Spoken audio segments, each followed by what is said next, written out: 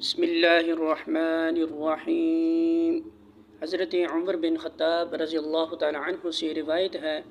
کہ آپ نے اپنے امراء کے نام خط لکھا کہ میرے نزدیک تمہارا سب سے اہم کام نماز ہے۔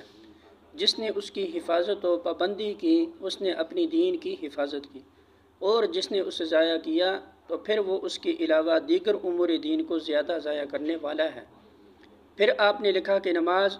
ظہر کا وقت یہ ہے کہ سایہ ایک ہاتھ ہو، اور یہ اس وقت تک رہتا ہے کہ تم میں سے ہر ایک کا سایہ اس آدمی کے سائے کے برابر ہو جائے۔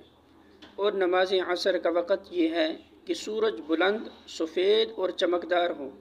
اور اتنا وقت ہو کہ سوار غروب آفتاب سے پہلے 2 یا 3 فرسخ تقریباً 10 یا 15 کلومیٹر کا فاصلہ طے کر سکے۔ اور نماز مغرب کا وقت وہ ہے جب سورج غروب ہو جائے، اور نماز عشاء کا وقت شفق ختم ہونے سے شروع ہوتا ہے اور تہائی رات تک رہتا ہے۔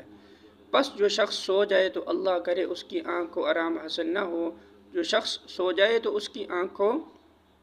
آرام حاصل نہ ہو، جو سو جائے تو اللہ کرے اس کی آنکھ کو آرام حاصل نہ ہو۔ اور صبح کا وقت وہ ہے کہ جب صبح صادق ہو جائے